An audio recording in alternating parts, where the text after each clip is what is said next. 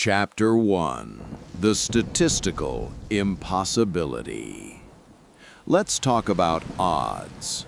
The chance of you being struck by lightning in your entire lifetime is roughly 1 in 15,000.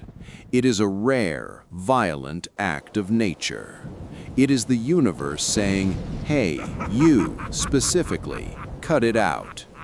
Most people take the hint. If they survive, they move to the basement. They develop a healthy fear of storm clouds. But then there is Roy Sullivan, a park ranger from Virginia who didn't just defy the odds. He broke them, shattered them, and then, statistically speaking, spit in their face. Roy wasn't just unlucky. Roy was a target. Roy Sullivan was struck by lightning 7 verified times. That is not a coincidence. That is Zeus waking up every morning, checking his calendar and saying, "Where is Roy? I need to ruin his day." This is a true story of Roy Sullivan. Chapter 2: The Warning Shot, 1942.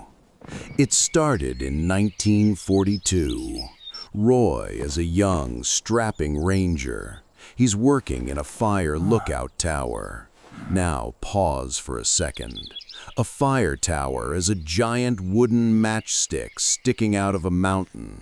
You would assume it has lightning rods. You would be wrong. A storm rolls in.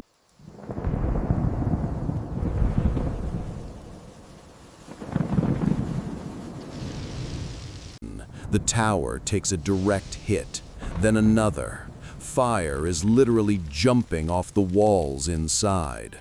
Roy, realizing he is currently sitting inside a lightning magnet, decides to run. Bad move.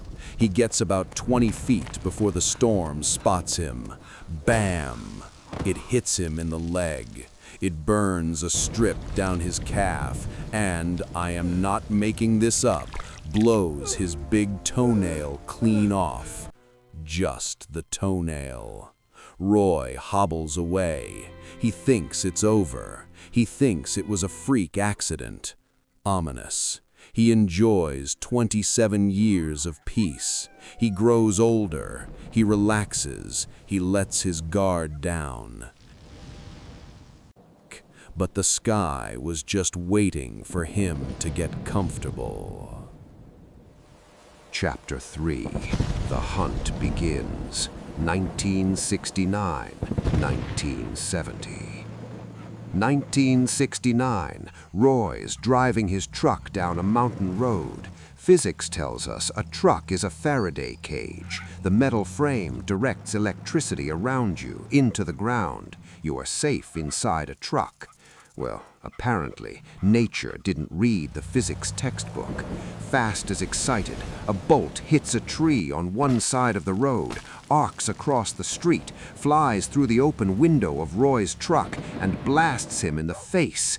It fries his eyebrows off completely. He gets knocked unconscious. The truck, with a passed-out, eyebrowless Roy at the wheel, keeps driving and nearly plunges off a cliff. He survived the lightning and the car crash. At this point, most men would quit their job and move to a cave. Not Roy. A year later, 1970, he's in his front yard. He isn't climbing a mountain. He isn't holding a metal rod. He's gardening. Zap! It hits a power transformer nearby, bounces off, and sears his shoulder. He literally cannot go outside to check the mail without risking thermal annihilation. Chapter 4: The Bucket and the Cloud, 1972 to 1976.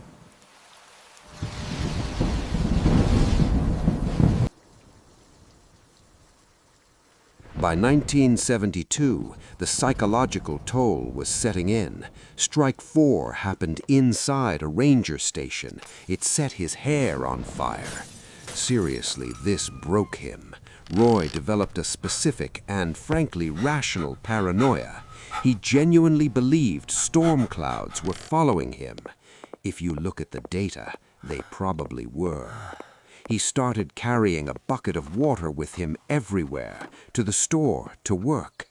Imagine that, a grown man, a respected ranger graph, clutching an emergency hair bucket just in case the sky decided to use his head for target practice again. It ruined his social life. People stopped standing near him. He once said, "I was walking with the chief ranger one day when lightning struck way off in the distance. The chief said, 'I'll see you later, Roy,' and ran away." You know you have bad luck when your friends treat you like a walking bomb. Strike 5. 1973. Roy sees a low cloud. He actually tries to outrun it in his truck. He drives away. He thinks he lost it. He gets out of the truck to check. The cloud was waiting. Boom! Hair on fire again. Good thing he had the bucket.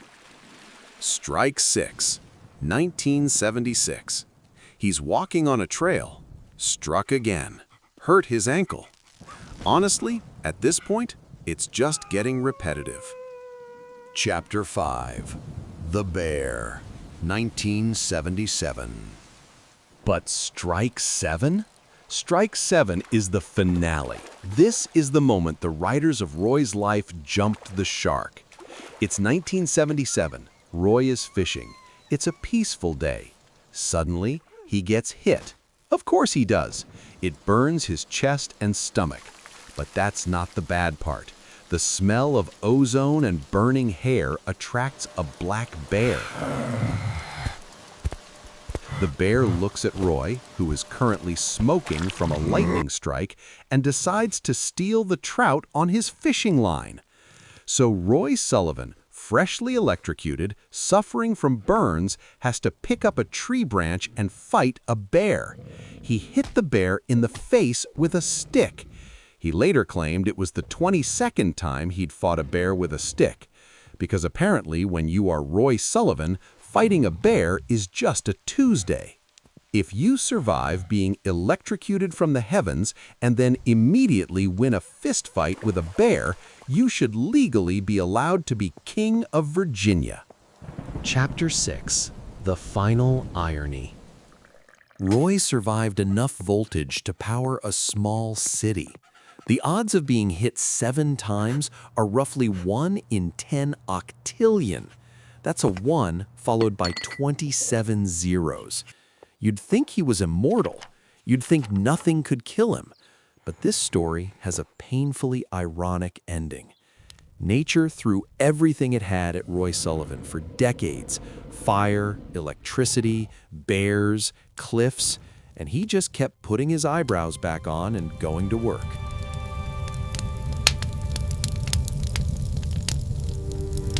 In 1983, at age 71, Roy Sullivan died of a self-inflicted gunshot wound. The rumor is it was over an unrequited love, a broken heart. The man who could shrug off the wrath of the sky was taken down by human emotion, which, let's be honest, is way more dangerous than lightning anyway. So, next time it rains, don't worry, you aren't Roy. Unless you are, in which case, for the love of God, don't forget your bucket. Thanks for watching. If you want more stories about people who defied physics, then you know what to do. And maybe stay indoors today, just in case.